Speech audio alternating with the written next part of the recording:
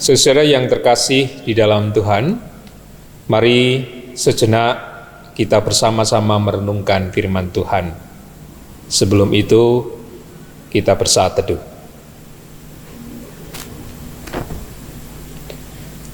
Bacaan firman Tuhan terambil dari Injil Yohanes, pasalnya yang ketiga, ayatnya yang ke-16. Injil Yohanes pasal yang ketiga, ayatnya yang ke-16. Karena begitu besar kasih Allah akan dunia ini, sehingga Ia telah mengaruniakan anaknya yang tunggal, supaya setiap orang yang percaya kepadanya tidak binasa, melainkan beroleh hidup yang kekal.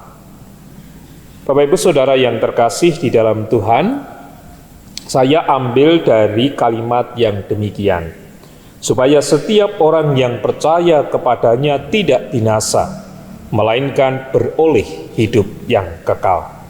Ada 3 kata yang kita renungkan bersama hari ini. Yang pertama, percaya.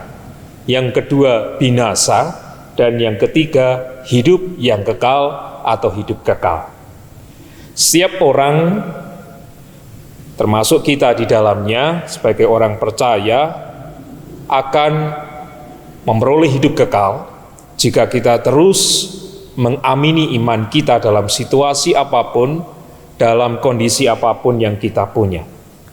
Kata hidup kekal itu berkenaan dengan karunia yang diberikan Allah bagi setiap orang yang telah menerima Yesus Kristus sebagai juru selamat dan penuntun hidupnya. Sedangkan kata percaya mengandung 3 unsur utama.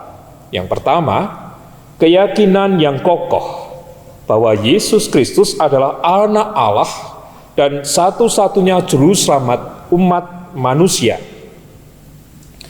Yang kedua, percaya itu adalah persekutuan yang menyangkal diri dan ketaatan kepada Kristus. Dan yang ketiga, kepercayaan penuh di dalam Kristus bahwa Ia mampu dan terus bersedia menuntun saudara hingga keselamatan kekal di dalam persekutuan dengan Allah Bapa, Putra, dan Roh Kudus.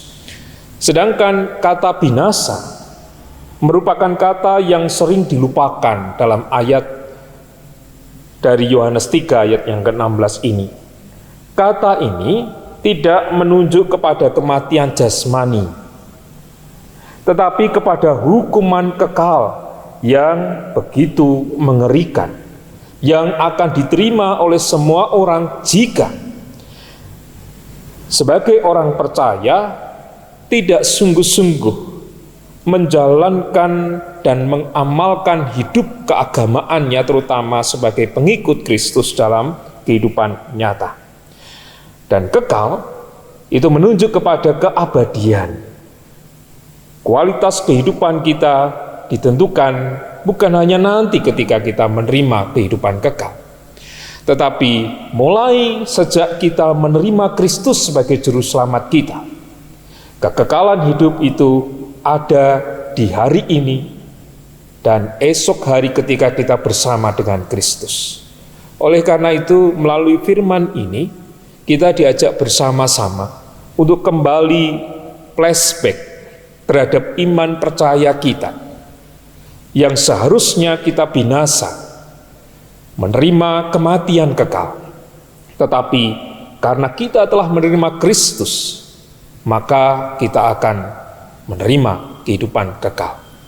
Oleh karena itu, dalam situasi apapun yang sekarang kita hadapi, mari senantiasa mempercayakan kehidupan kita kepada Tuhan, supaya kita hari ini, kekekalan hidup itu akan membuat kita semakin hidup, memberi warna dalam kehidupan kita, bahkan nanti ketika kita menerima kehidupan kekal, kita menjadi orang-orang percaya yang senantiasa hidup dalam kerajaan Allah.